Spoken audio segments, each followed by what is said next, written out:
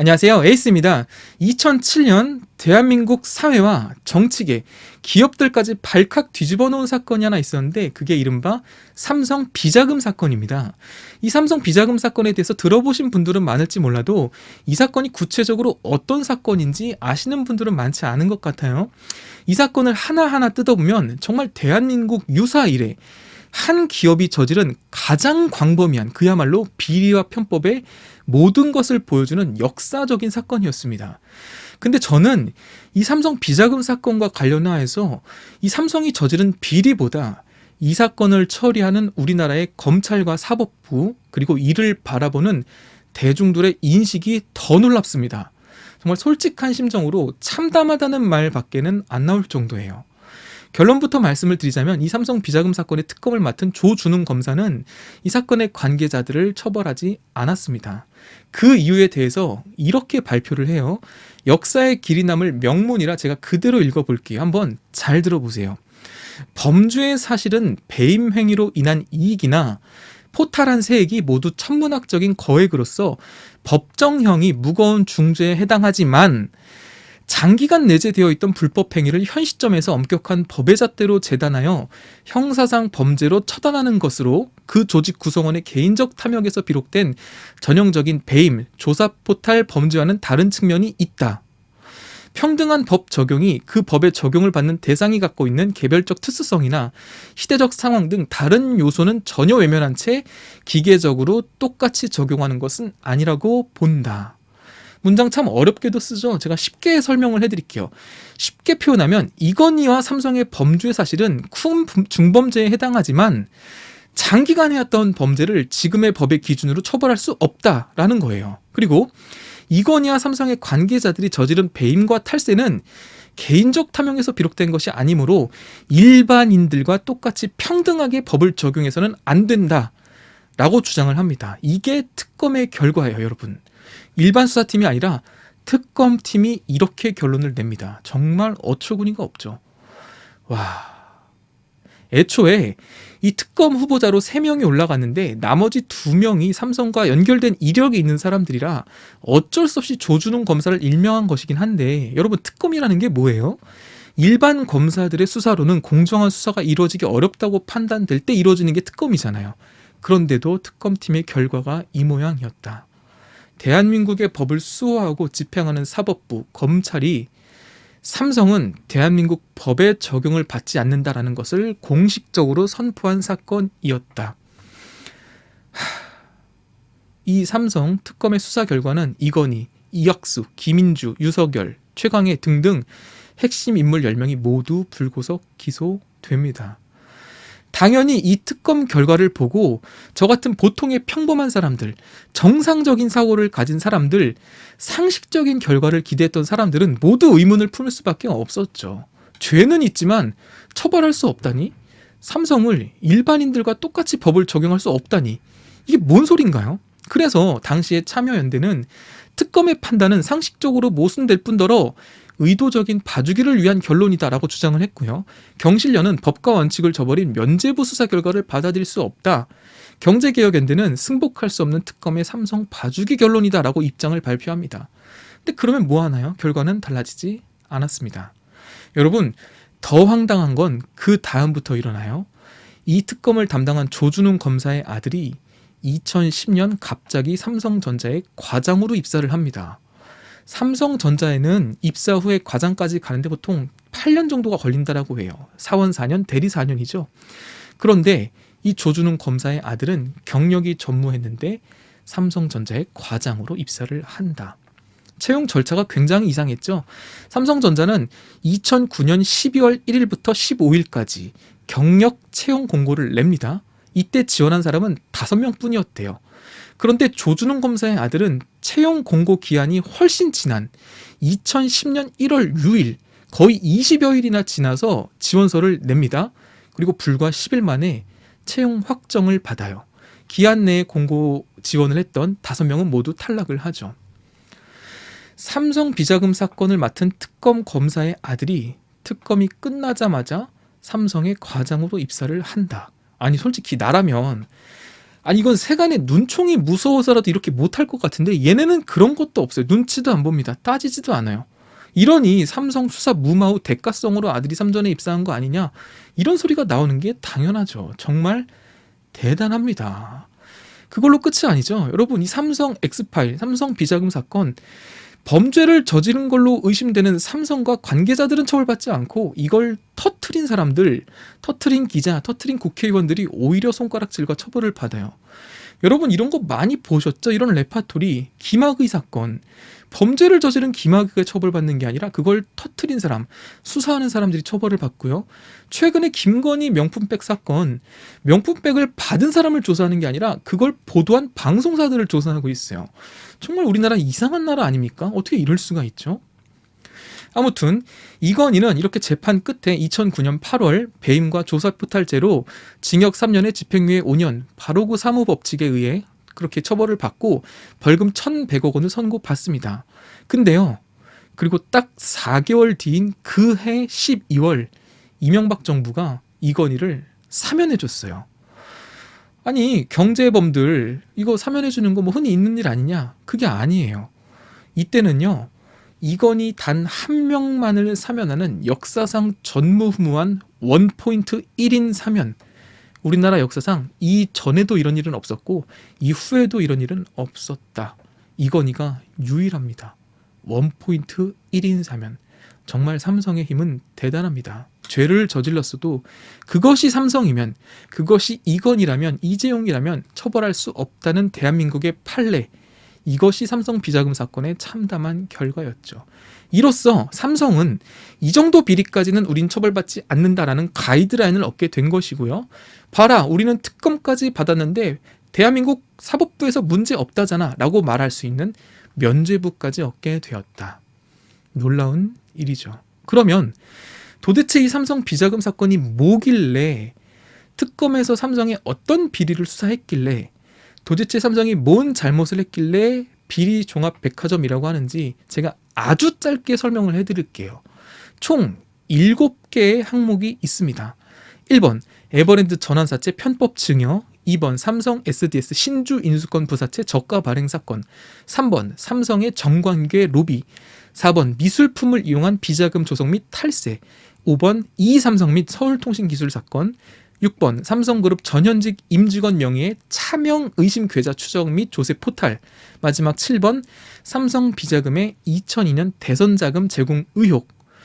1, 2번부터 정말 레전드 같은 사건이죠. 우리나라 주식판과 조세법, 이 세법을 바꿔버린 정말 엄청난 레전드 같은 사건인데, 제가 이 1번과 2번은 앞선 삼성 영상에서 설명을 해드렸으니까 패스할게요. 이 1번과 2번 두 가지 방법으로 이재용은 20대의 나이에 45억 원을 불과 몇 년 만에 700억 원으로 불렸던 바로 그 사건.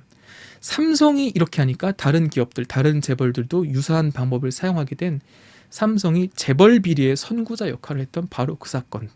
궁금하신 분들은 앞에 영상을 한번 보시기 바라고요. 저는 3번부터 다뤄볼게요. 3번입니다. 세 번째, 삼성의 정관계 로비. 삼성의 비자금 사건을 폭로한 김용철 변호사는요, 기자회견을 통해서 삼성그룹이 비자금으로 검찰의 주요 간부 수십 명에게 매년 명절과 여름휴가 때 수백에서 수천만 원의 뇌물, 떡값이죠, 정기적으로 제공했다. 국세청, 금감원, 공정위뿐 아니라 정계, 언론, 시민단체, 학계 등 사회 전반에 걸쳐 금품을 제공하는 방식으로 광범위한 로비망을 구축하여 삼성 인맥을 관리해왔다라고 주장을 했습니다. 이건희 회장의 지시사항이 담긴 문건을 증거로 공개하기도 했어요. 지시사항이 굉장히 디테일합니다.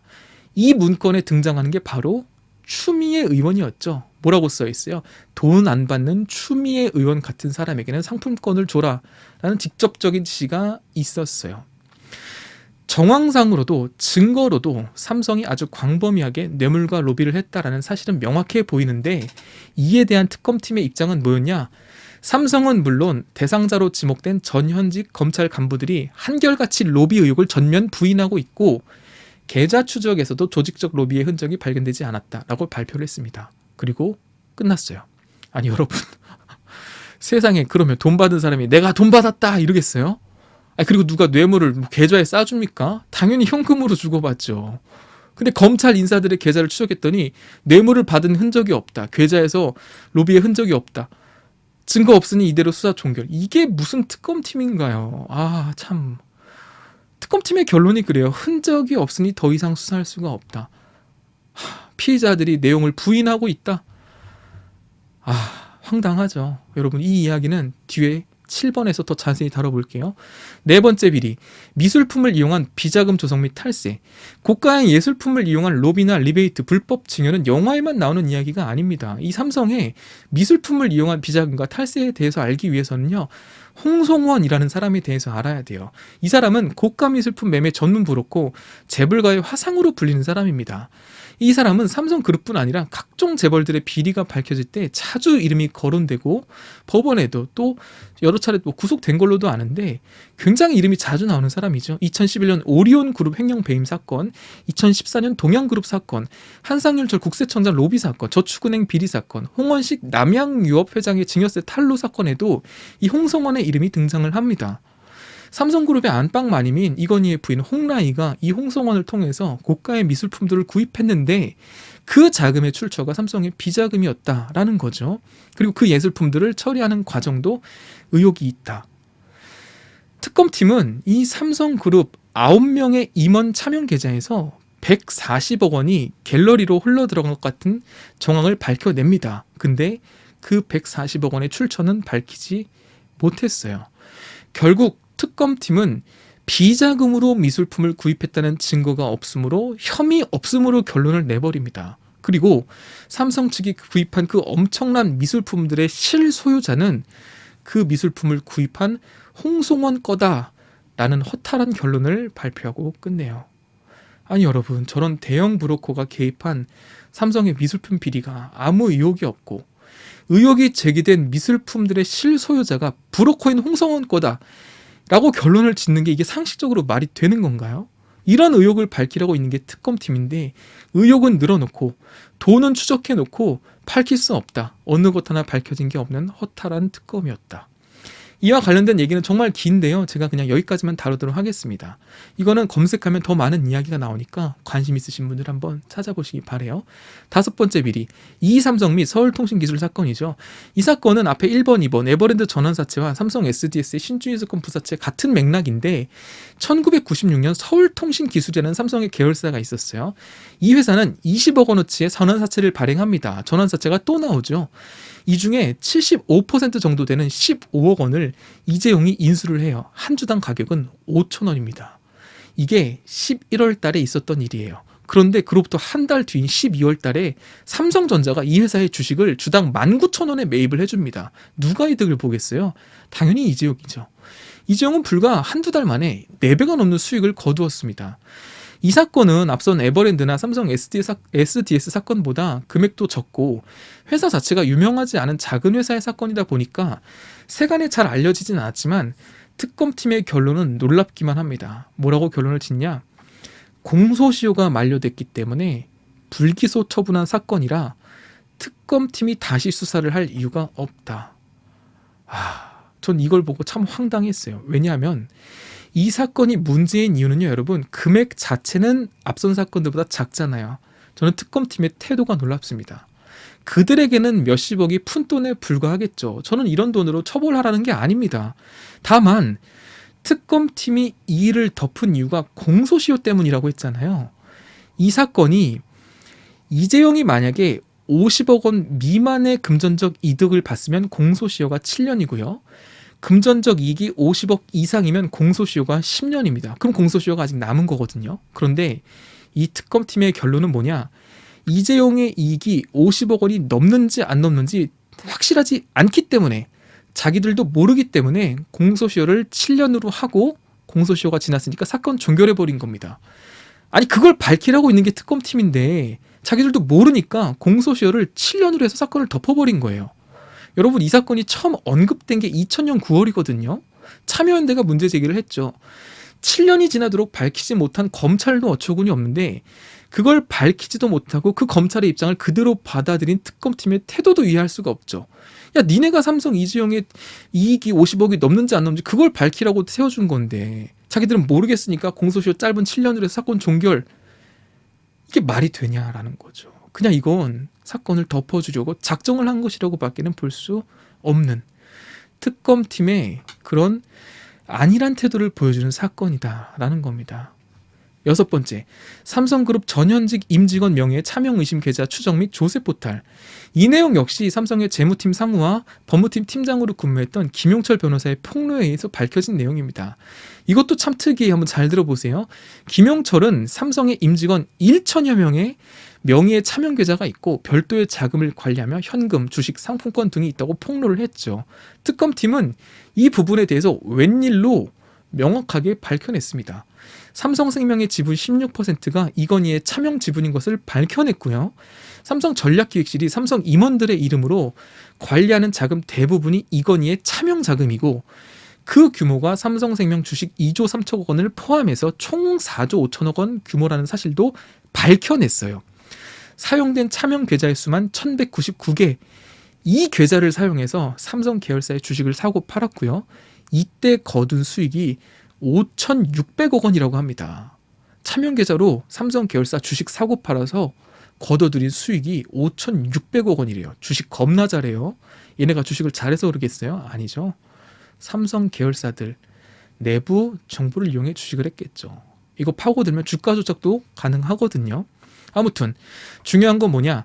이 5,600억 원의 차익을 거두었는데 세금은 당연히 내지 않았다. 이 과정에서 탄로한 세금의 규모만 1,128억 원이다 라는 것까지 특검팀이 밝혀냈습니다. 여러분, 비교적 특검팀이 일을 열심히 한 것 같죠? 그런데 밝혀내기만 했어요. 밝혀내고 끝입니다. 제대로 처벌받은 사람은 거의 없다.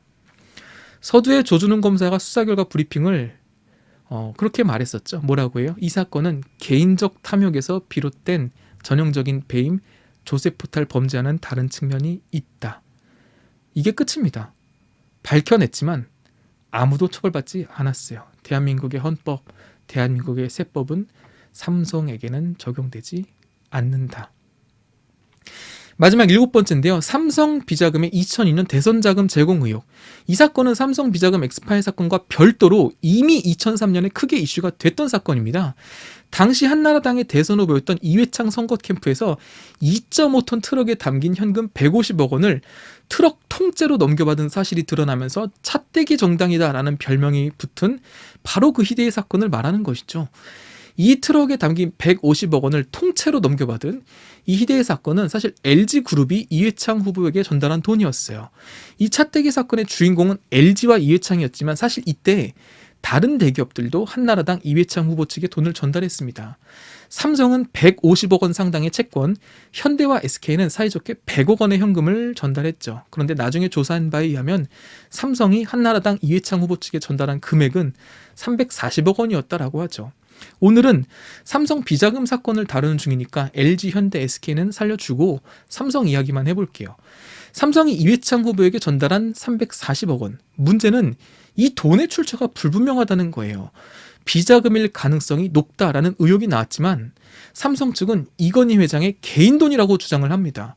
특검팀은 이에 대해서 비자금이라는 증거가 없다 하고 그냥 끝났어요. 아니, 비자금이 아니면 그 돈이 어디서 나왔는지를 밝히는 게 특검팀의 일이잖아요. 그냥 비자금은 아니다 이러고 끝내요? 그리고 설령 비자금은 아니다라고 칩시다. 이건희 회장의 개인 돈이라고 쳐요. 그래도 문제인 거잖아요. 선거 자금으로 몰래 340억 원이라는 큰 금액을 대선 후보에게 전달하는데 이건 비자금 아니다 그리고 끝낸다고요? 너무 어처구니가 없는 수사 결과 발표죠.